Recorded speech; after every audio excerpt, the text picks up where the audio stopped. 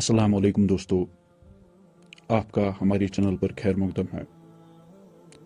آج ہم بات کریں گے اسلام میں دجال کے کنسپٹ پہ۔ یہ ٹاپک بے حد اہم ہے اور اس کی سمجھ ہمارے ایمان کی مضبوطی میں مددگار ثابت ہوتی ہے۔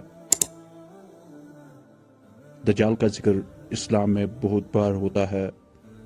صحیح حدیث میں اس کا ذکر ملتا ہے۔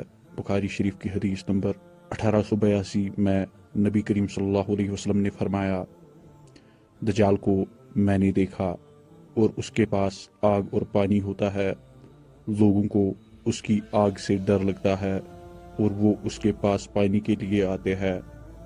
میں تمہیں بتا دوں کہ وہ جو آگ ہے وہ اصل میں جنت ہے اور جو پانی ہے وہ اصل میں آگ ہے۔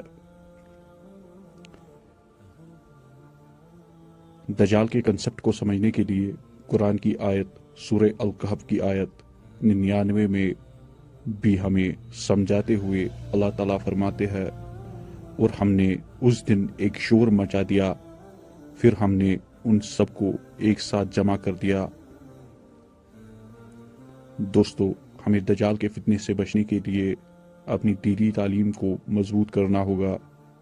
ہمیں قرآن اور حدیث کی روشنی میں چلنا ہوگا اور ہمیشہ اللہ کی عبادت میں لگے رہنا ہوگا۔ امید ہے آپ کو ہماری آج کی ویڈیو پسند آئی ہوگی۔ اگر آپ کو ہماری ویڈیو اچھی لگی تو لائک کرے، شیئر کرے اور کمنٹ میں اپنی رائے کا اظہار کرے۔ آپ سے ملتے ہیں نیکسٹ ویڈیو میں۔ اللہ حافظ و ناصر۔